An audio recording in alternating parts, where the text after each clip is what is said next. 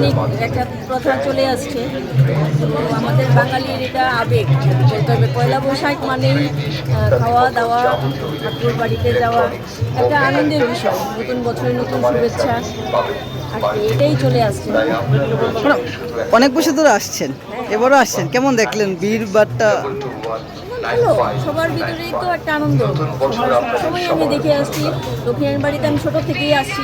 আমার এখানে মামাদের মানে রোহিত আমার মামারা সবাই এখানে আমি দেখে আসছি, বরাবরই এখানে ভিড় থাকে, সবসময় এখানে একটা জমজমাট থাকে, রাতে আরও জমজমাট হয়, ভিড়ে মানে ঢুকাই যায় না এরকম অবস্থা হয়। ওভারঅল খুব ভালো।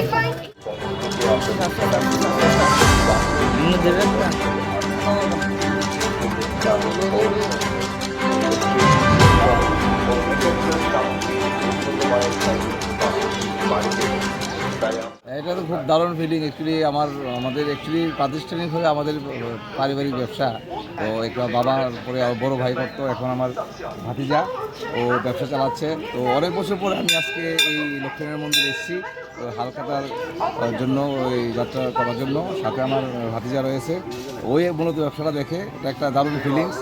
তো আগে ওর বাবার সাথে আসতাম, তখন ভিড়টা অনেক বেশি ছিল, তখন আরও একটু বেশি ব্যাপার ছিল, কিন্তু এখন একটু এত ভিড় লাগছে না। তবুও এটা একটা দারুণ একটা ফিলিংস। তো সবাইকে আমার ব্যক্তিগত তরফ থেকে আমি, যদিও আমি বিজনেস প্রফেশনাল নেই, আমি ব্যাংক ম্যানেজার, তো আমার পক্ষ থেকে রাজ্যবাসী সবাইকে শুভ নববর্ষে আন্তরিক শুভেচ্ছা, ভালোবাসা, এবং সবাই সুস্থ থাকুক এবং ভালো থাকুক সেই কামনা করছি। স্যার, মোবাইল কম্পিউটার থাকা সত্ত্বেও হালখাতা কতটুকু প্রাসঙ্গিক? না, দরকার তো সেটা আছেই, কম্পিউটারের মধ্যে সিস্টেম থাকলেও এখন মূলত যারা স্টক ব্যবসা করে তাদের সাথে ব্যাপারটি রিটেলিংয়ের ক্ষেত্রে হালখাতাটা এটা খুব দরকার।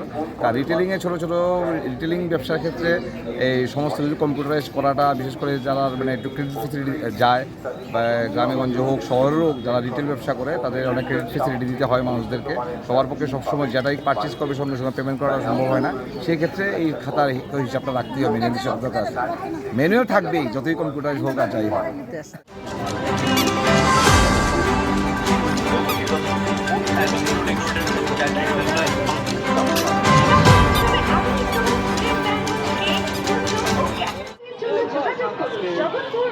প্রথমত সকলকে শুভ নববর্ষের আন্তরিক প্রীতি শুভেচ্ছা ও ভালোবাসা রইল।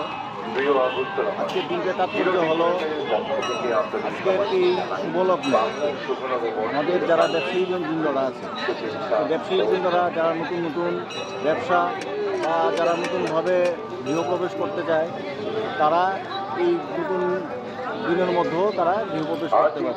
আজকের এই নতুন আবহাওয়ার মধ্যে যারা বিভিন্ন জায়গার মধ্যে বিভিন্ন পূজা অনুষ্ঠানও করার সুযোগ দিতে পারে, ওরাও নিতে পারে আজকের এই নতুন শুভ নববর্ষের মধ্যে।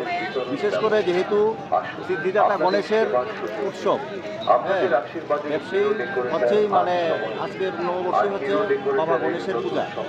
বিভিন্ন প্রতিষ্ঠান, বিভিন্ন বাড়িতে বা বিভিন্ন ইয়ের মধ্যে, বা যারা নতুন ব্যবসা হালখাতার মাধ্যমে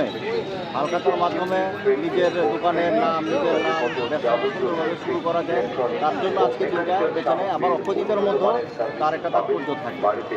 আচ্ছা, এখন মোবাইল কম্পিউটার চলছে, তাহলে হালখাতা কেমন আসছে?